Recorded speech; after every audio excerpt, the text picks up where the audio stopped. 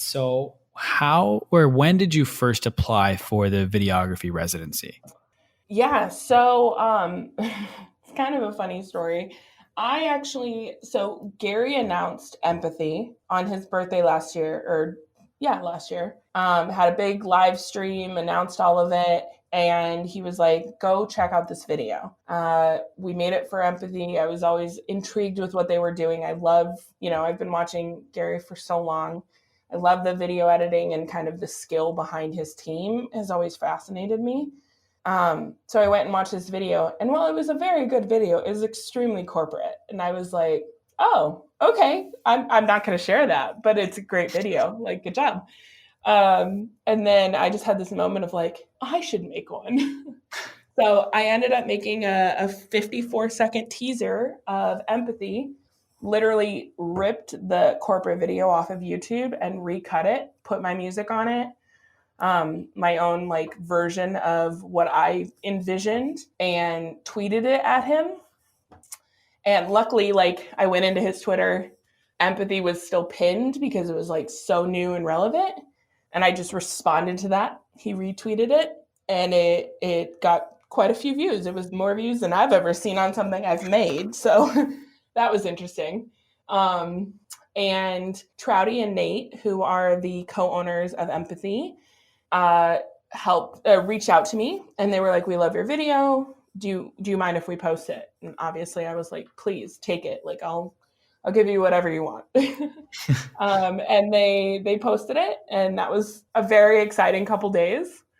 And then I was like, well, I've always wanted to live in New York. I was like, there's an inkling of a chance that they know my name at this point. Like, let's do it. And I literally went on the website, filled out the interview or the application, sent in all my information a day later, and I got an email the next morning about an interview. Wow. So like everyone's like, how'd you get your job at Vayner? And I'm like, I literally applied on the website. Like, it's not that exciting. Yeah, but I'm sure that video certainly helped. Like, you were able to stand out because you made that video.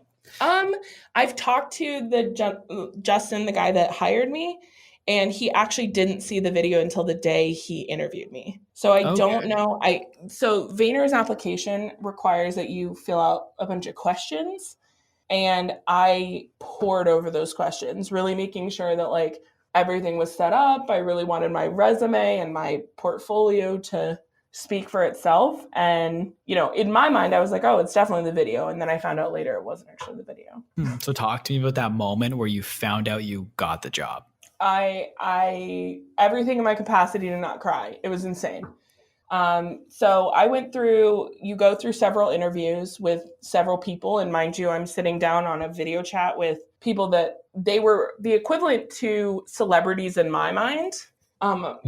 Andy and D-Rock and these people that I've been watching for so long, and I'm on a Google Hangout with them, and they're asking me questions about what I do. And so the whole process was very surreal. And then, so I had a second interview a week later, and then it was like right around Christmas, and I heard nothing. And I was like, well, that was fun. I didn't get the job. And so come January, I ended up following up and reaching out and being like, is there anything I can answer for you guys? Like, I'm very interested in this position. What can I do to like build out my skill sets more? And they reached out to me the next day, and I got the job offer. And it was very exciting and kind of terrifying because it was like, okay, you start in 30 days. Like, how are you getting to New York? And I had zero plans at all. It wasn't like I was planning to move to New York and I was already on my way, like nothing. So figuring that out kind of dulled the excitement for me. It was like, which is good because I would have been out of my mind. And it was more like go time, like figure it out, let's go. And yeah, it was very surreal. I'm still every day I show up and I'm like, they're going to figure out that they made a mistake. And I wasn't the one that they were supposed to hire or something like that, like that beautiful millennial imposter syndrome. Do you think that it was a follow-up email then that kind of helped you get that position? Like, was it one, just to show that you truly were interested, but two, you showed the initiative to be like, is there anything else that I could learn to help better my chances? Maybe. I don't think it hurt, and I definitely think that it was a situation where there are so many people vying for certain positions that like just taking that extra step of initiative and being like, hey, I'm still here, I'm still interested, I still want this, what do I need, can benefit you across the board. Being the loudest person in the room can sometimes make sure that you're noticed.